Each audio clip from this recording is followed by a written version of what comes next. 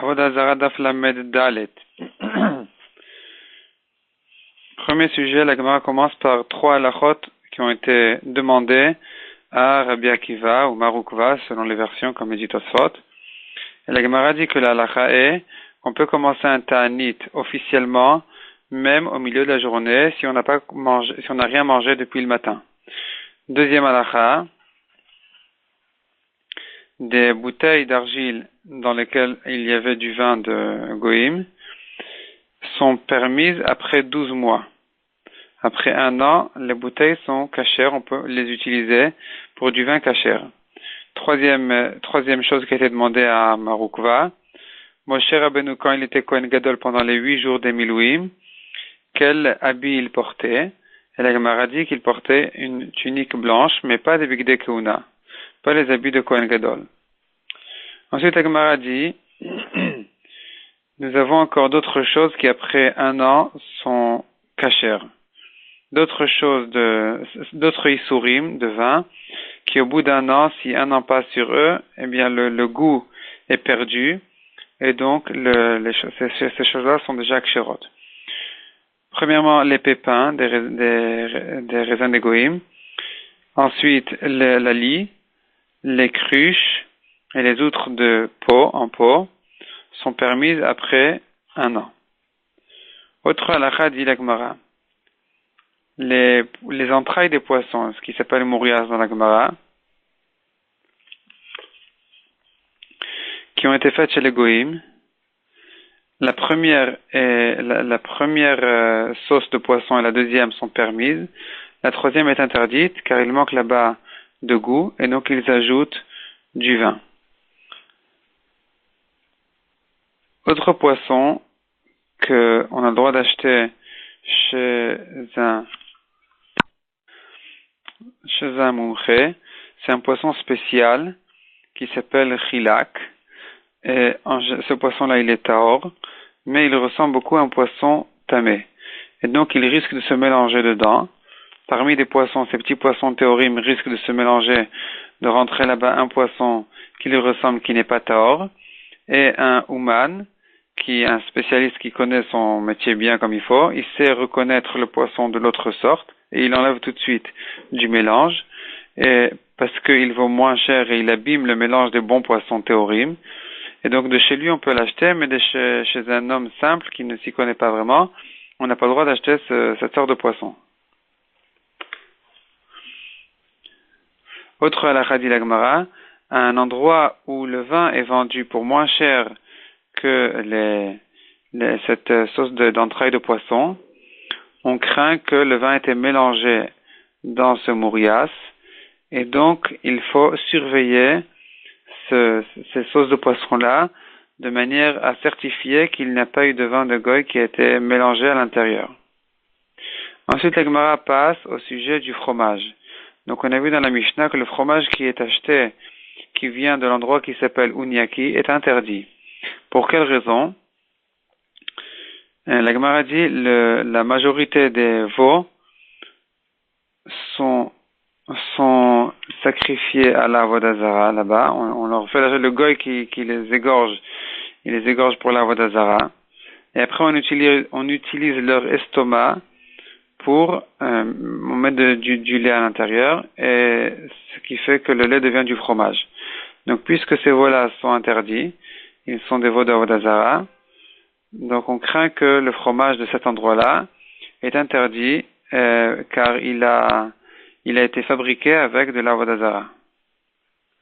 La Gemara précise que Rabbi Meir qui craint même le mi'out, ici, il a besoin de dire que la majorité des veaux sont quand même égorgés pour l'Avodah Zarah, puisque la majorité des estomacs qu'on utilise pour le fromage ne viennent pas des veaux.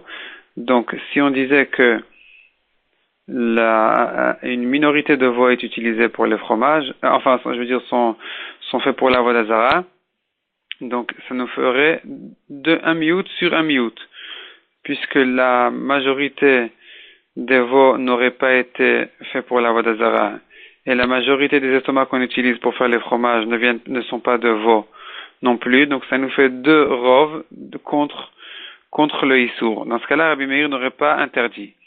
Donc on est obligé de dire, pour comprendre que Rabbi Meir interdit, on est obligé d'accepter que le rov des veaux sont faits pour la Vodazara.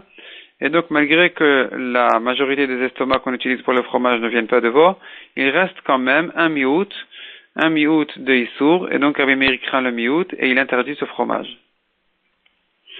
La Gemara précise encore que d'après Rabbi Yochanan qui pense que lorsque on fait la shrita avec l'intention de jeter le sang pour la Vodazara, la shrita elle-même n'est pas encore interdite, n'interdit pas encore le veau.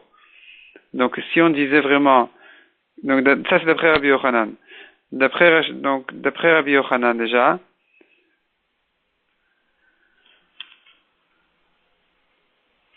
non pardon, ça c'est l'avis d'après Rabbi Yochanan c'est interdit. À partir du moment, je répète, à partir du moment où on a fait la shrita avec l'intention non seulement que la shrita soit pour la Vodazara, mais même si on a l'intention pendant la shrita que la shrita ne soit pas pour la Vodazara, mais que le sang est réservé à la Vodazara, c'est suffisant déjà pour interdire le veau dès la shrita. Donc d'après Rabbi Yochanan, c'est très simple. Dès que les veaux ont été égorgés pour la Vodazara, à partir de ce moment-là, le veau a déjà été interdit. Et ça, c'est l'avis de Rabbi Yochanan. Tandis que d'après Resh Lakish, qui pense que la shrita, si elle est faite pour la Vodazara, elle interdit le veau. Mais si pendant la shrita, le goy, le Vodazara, il a l'intention pas que la shrita soit réservée pour la Vodazara, mais que le sang soit réservé pour la Vodazara, eh bien la shrita n'interdit pas encore le veau.